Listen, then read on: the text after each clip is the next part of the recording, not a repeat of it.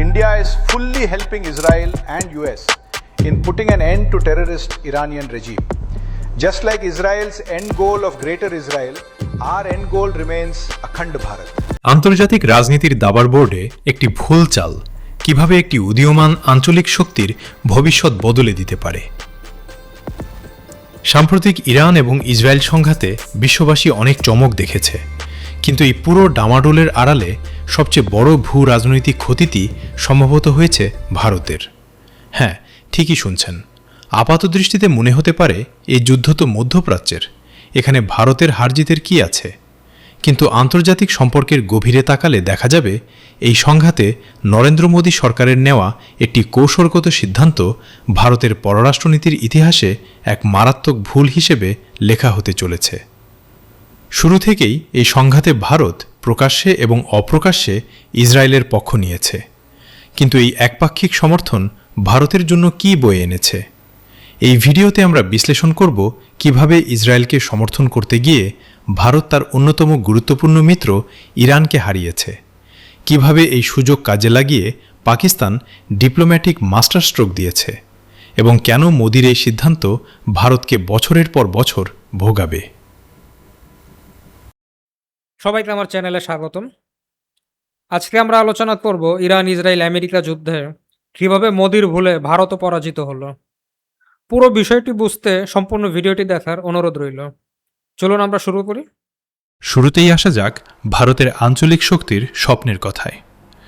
ভারতের জন্য ইরান শুধু একটি মধ্যপ্রাচ্যের দেশ নয়, বরং এটি ভারতের লুক ওয়েস্ট পলিসির সবচেয়ে বড় প্রবেশদ্বার। ঐতিহাসিকভাবে আফগানিস্তান এবং সেন্ট্রাল এশিয়ায় পৌঁছানোর জন্য ভারতের প্রধান বাধা হল পাকিস্তান, কারণ পাকিস্তান তাদের ভূখণ্ডের ওপর দিয়ে ভারতকে ট্রানজিট দেয় না। এই বাধা টপকাতে ভারতের একমাত্র ভরসা ছিল ইরান। ইরানের চাবাহার বন্দর এবং ইন্টারন্যাশনাল নর্থ সাউথ ট্রান্সপোর্ট করিডোরের মাধ্যমে রাশিয়া ও ইউরোপের সাথে যুক্ত হওয়ার এক মেগা প্রজেক্টে ভারত বিলিয়ন বিলিয়ন ডলার বিনিয়োগ করেছিল। লক্ষ্য ছিল একটাই, পাকিস্তানকে চাপে রাখা এবং আঞ্চলিক অর্থনীতিতে আধিপত্য বিস্তার করা। কিন্তু ইরান ইসরায়েল যুদ্ধে ভারত যখন ইসরায়েলের দিকে ঝুঁকে পড়ল, তখন পুরো দৃশ্যপট বদলে গেল। ইরান বুঝতে পারল চরম সংকটের মুহূর্তে ভারত তাদের পাশে নেই। ফলে যে ইরান ভারতের জন্য কৌশলগত দিক থেকে অত্যন্ত গুরুত্বপূর্ণ ছিল, ভারতের এই ভুল সিদ্ধান্তের কারণে সেই ইরানই এখন ভারতের প্রতি বিরূপ। ইসরায়েলের পক্ষ নিয়ে ভারত শুধু একটি মিত্রই হারায়নি, বরং আফগানিস্তান ও রাশিয়ার সাথে সরাসরি বাণিজ্যের সবচেয়ে বড় রুটটিকেও হুমকির মুখে ফেলে দিয়েছে।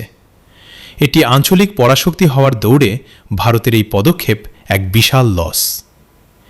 এখন প্রশ্ন আসতে পারে, ভারত কেন ইসরায়েলের পক্ষ নিল? এর সোজা উত্তর হল সামরিক প্রযুক্তি ও গোয়েন্দা সহায়তা।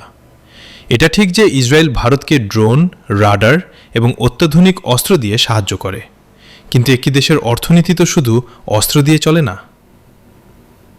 ভারতের মতো 140 কোটি মানুষের বিশাল এবং ক্রমবর্ধমান অর্থনীতির দেশ চালানোর জন্য সবচেয়ে বেশি যা প্রয়োজন তা হল নিরবচ্ছিন্ন এবং সস্তা জ্বালানি। আর এখানেই ইরান ছিল ভারতের জন্য আশীর্বাদ স্বরূপ। ইরানের তেল ও গ্যাস ভারতের জন্য যতটা লোভনীয় এবং সহজলভ্য ছিল, সেটা অন্য কোনো দেশের পক্ষে দেওয়া প্রায় অসম্ভব। আমেরিকার নিষেধাজ্ঞার পর থেকেই ভারতের সাথে ইরানের তেল বাণিজ্যে টানাপোড়েন চলছিল ঠিকই, কিন্তু ভারত সবসময় একটা ব্যালেন্স করে চলত।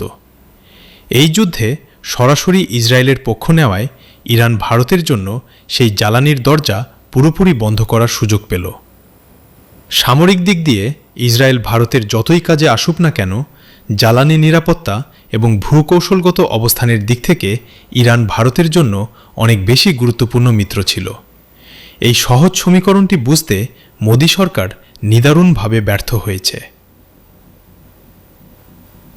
আন্তর্জাতিক রাজনীতিতে যখন একটি শূন্যস্থান তৈরি হয়, কেউ না কেউ সেটা পূরণ করতে এগিয়ে আসে। ভারতের এই ভুলে সবচেয়ে বড় লটারিটি জিতেছে তাদের চিরপ্রতিদ্বন্দ্বী পাকিস্তান।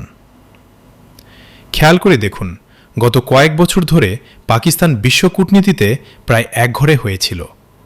তাদের অর্থনীতি ভঙ্গুর, রাজনৈতিক পরিস্থিতি অস্থিতিশীল, কিন্তু এই সংঘাতে পাকিস্তান এক অবিশ্বাস্য চালে চলেছে।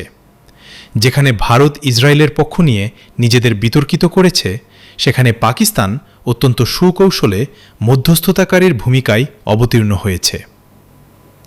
পাকিস্তান একই সাথে আমেরিকা এবং ইরান এই দুই পরস্পর বিরোধী শক্তির আস্থা অর্জন করতে সক্ষম হয়েছে।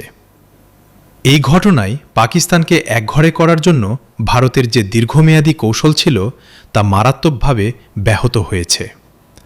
আরও আশ্চর্যের বিষয় হল যে ইরানের সাথে কিছুদিন আগেও পাকিস্তানের সীমান্ত সংঘাত হয়েছিল। ভারতের এই ভুলের কারণে সেই ইরান আর পাকিস্তানের সম্পর্ক এখন অনেক বেশি উষ্ণ। ইরান বুঝতে পেরেছে অঞ্চলে ভারতের প্রভাব খর্ব করতে পাকিস্তানের সাথে সুসম্পর্ক রাখা জরুরি। মোদী সরকারের ইসরায়েল প্রীতি মূলত পাকিস্তানের হাতে এক বিশাল কূটনৈতিক বিজয় তুলে দিয়েছে। সবশেষে যে প্রশ্নটি সবচেয়ে বড় হয়ে দাঁড়ায়, ইসরায়েলের পক্ষ নিয়ে ভারত আসলে কি পেল?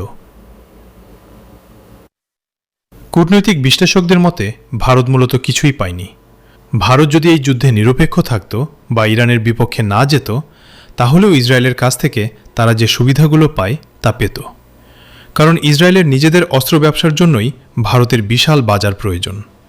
কিন্তু ইরানের বিপক্ষে গিয়ে ভারতের অর্জনের চাইতে ক্ষতির পাল্লাই বেশি ভারী হয়েছে।